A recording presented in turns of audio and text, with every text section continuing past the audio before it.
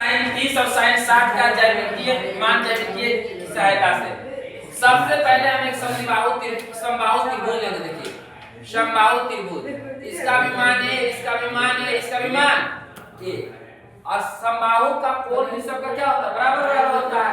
इसका भी 60 डिग्री, इसका भी 60 डिग्री, इसका भी।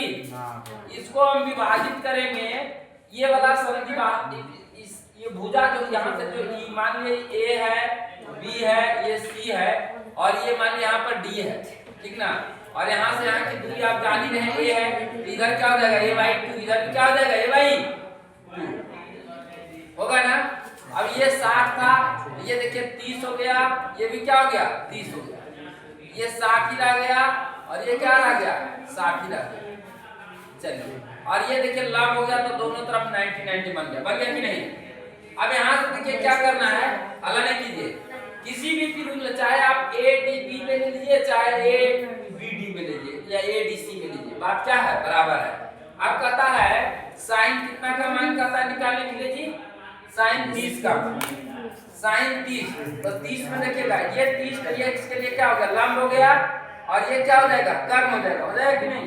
तो साइन थीटा का क्या होता है p/a, तो ये a/2 हो गया।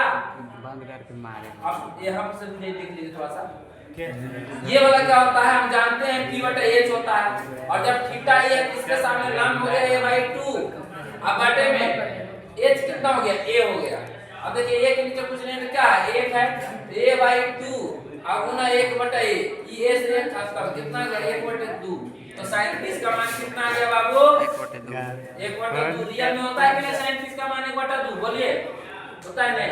और इसी प्रकार से आप देख लीजिए, हम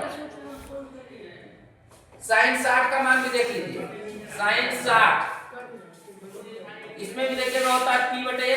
अब देखिए 60 जब हम लिए हैं, थीटा को 60 माने हैं, तो थीटा के सामने वाला क्या हो जाएगा, लंब हो जाएगा, और ये क्या हो जाएगा आपका, नहीं सॉरी, थीटा के साथ ये लंब हो जाएगा, और ये क्या हो जाएगा, कर्म हो जाएगा। तो देखिएगा ये हो जाएगा आपका AD,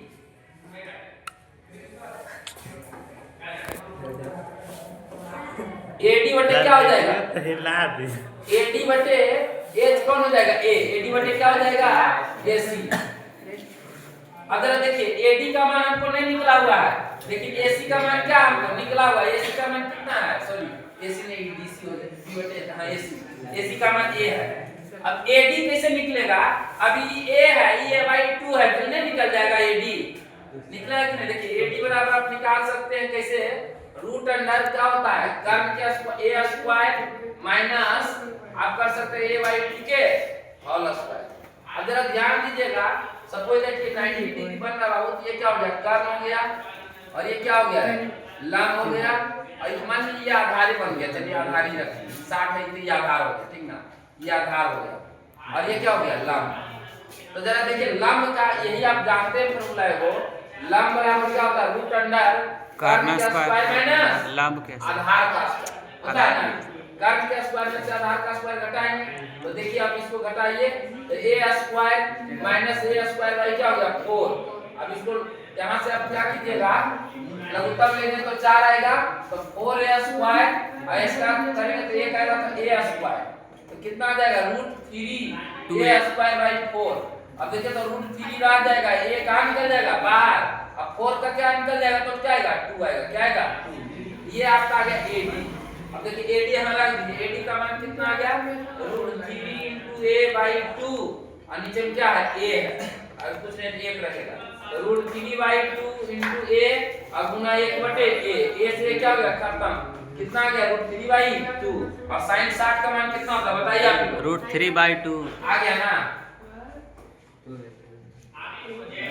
देखिएगा sin 60 डिग्री बराबर आ गया √3/2, यही तो आपको प्रूव करना था, लाना था। चलिए आपके सामने रेडी है, तो नोट कीजिए।